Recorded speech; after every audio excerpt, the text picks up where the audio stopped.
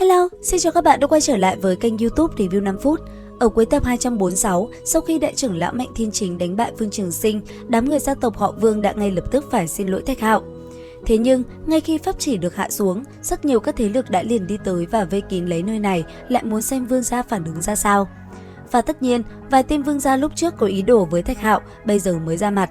Ngay lập tức, một lão già áo vàng liền đi tới nói đạo lý với đại trưởng lão.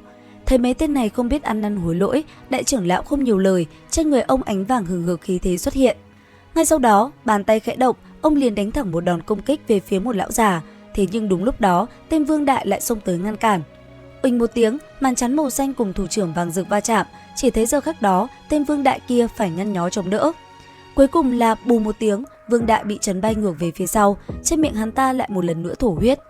Còn lão già áo vàng già mồm khi nãy, lão ta không còn chỗ chống lưng nữa, chỉ thấy đại trưởng lão ra tay, một kích liền lấy mạng tên này. Cuối cùng, khi đã mạnh mẽ áp chế tất cả, đại trưởng lão lập tức chiếu cáo trước toàn dân thiên hạ Hoang là đệ tử của mình, không ai được động vào hắn. Xong xuôi, ông mang Thạch Hạo rời đi trong sự bất lực và giận dữ tột độ của Vương Đại và mấy tên họ Vương.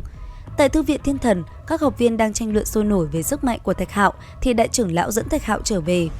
Tuy nhiên, bầu không khí hưng phấn nhanh chóng bị dập tắt bởi lúc này tất cả nhận được tin từ một chiếc thuyền đi ra từ hư không. Ở trên thuyền, một người thều thào nói: "Không tốt rồi, hùng quan của biên cương đã nứt toác, cường giả dị vực đã xuất hiện." Nói xong, tên kia ngất lịm. Thấy hắn như vậy, đại trưởng lão liền trị thương cho hắn. Chớp mắt, tên kia đã dần hồi phục và kể lại thảm cảnh. Biết tin, đại trưởng lão lấy ra kèn lệnh Tổ Long Giác rồi cầm trên tay. Khi chiếc tù và được ông truyền thần lực vào, nó liền tỏa ra ánh sáng rực rỡ.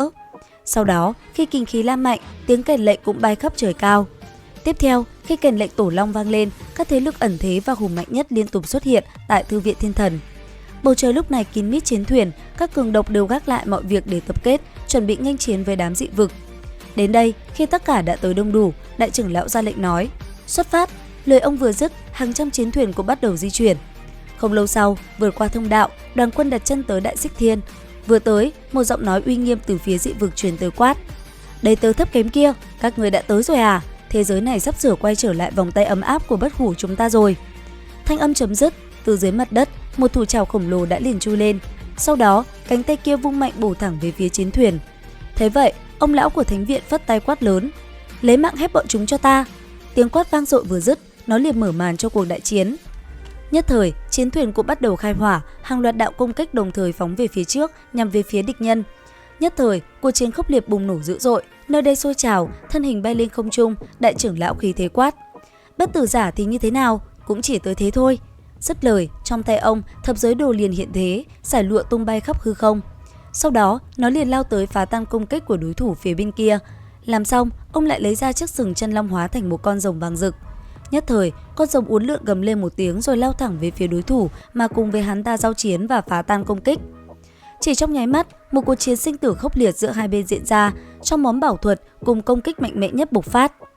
Giờ khắc đó, chỉ thấy đại trưởng lão bị tên tóc đỏ của dị vực tấn công liên tiếp, ông cũng nhanh chóng rơi vào thế yếu. Tuy nhiên dù vậy, hai bên vẫn giao chiến ác liệt, vừa đánh, cuộc chiến võ mồm giữa hai bên cũng liên tục diễn ra gay cấn.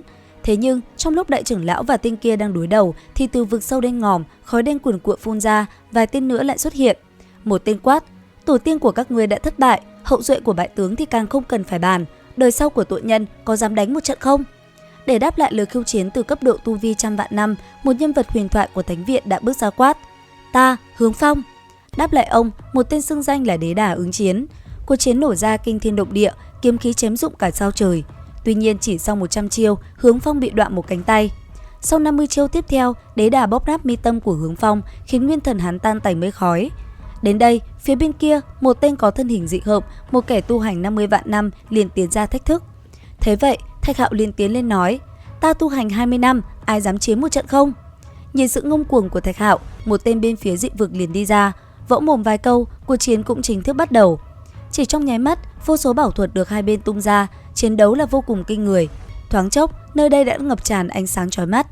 Phải liệu rằng Thạch Hạo có thể chiến thắng được hay không? Theo dõi kênh YouTube Review 5 phút để biết thêm chi tiết các bạn nhé. Xin chào và hẹn gặp lại!